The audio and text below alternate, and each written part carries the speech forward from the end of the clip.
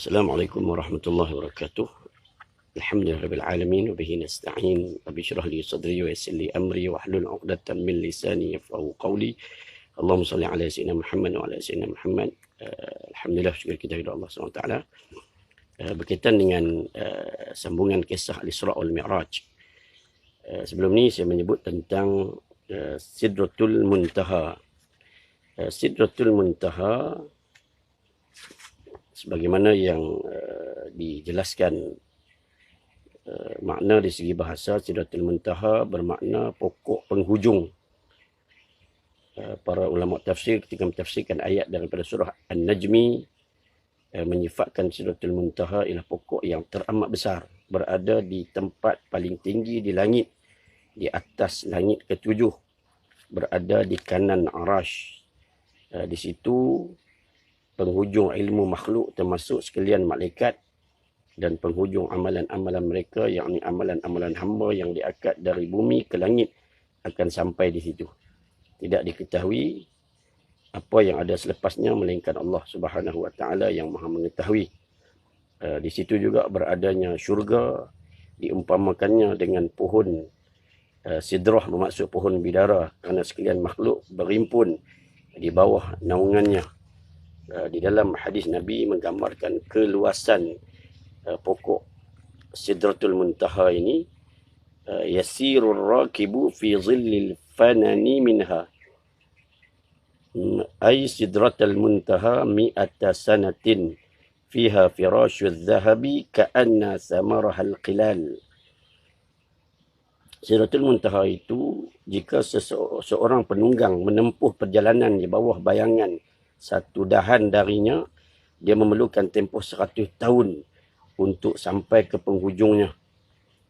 Terdapat padanya kelkatu emas. Buahnya kelihatan seperti bekas-bekas qullah. Sebagaimana yang saya sebut dalam siri sebelum ni, buahnya sebesar qullah. Yakni qullah sejenis bekas air yang sedia dikenali oleh orang-orang di zaman Nabi. Dianggarkan boleh menampung kira-kira 100 liter air. Ini yang disebut dalam huraian Syekh Mustafa Al-Bura. Begitu juga Sidratul Muntaha dilitupi oleh sesuatu yang meliputinya. Sebagaimana yang disebut dalam ayat 16 surah An-Najmi, menurut Ibn Mas'ud radhiyallahu an, iaitu diliputi oleh kelkatu emas.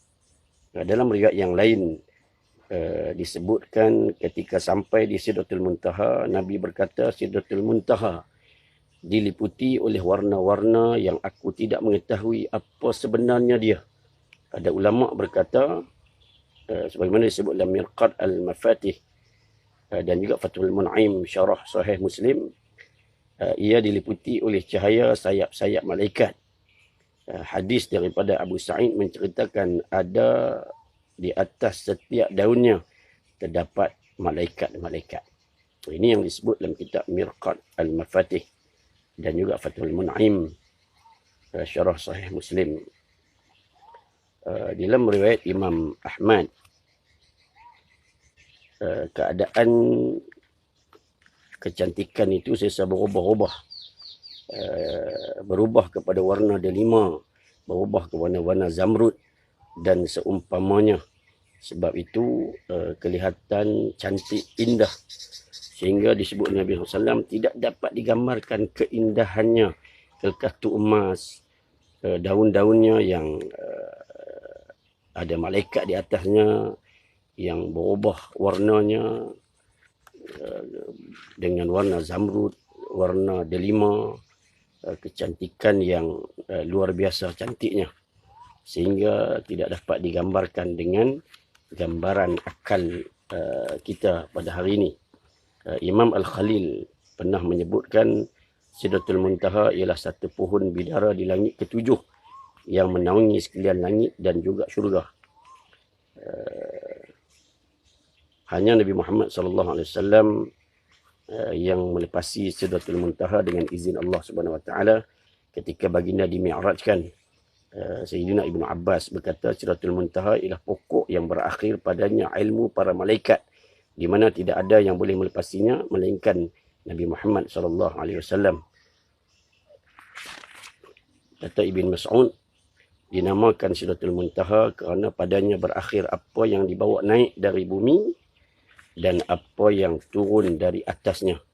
Menurut Al-Qastalani, di Sidratul Muntaha berakhir ilmu para malaikat.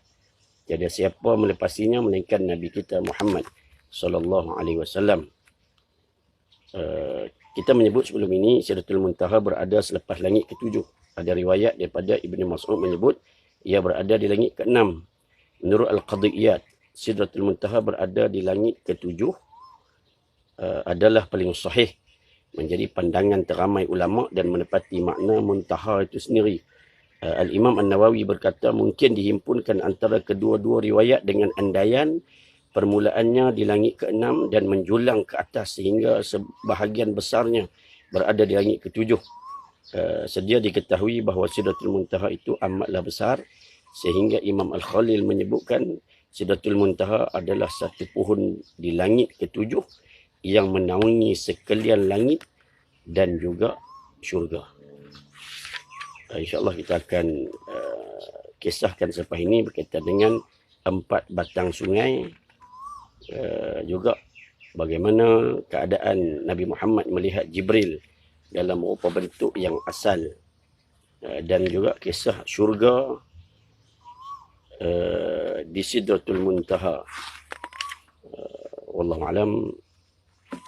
Aqulu qawli hadza wa sallallahu alaihi wa sallam. Assalamualaikum warahmatullahi wabarakatuh.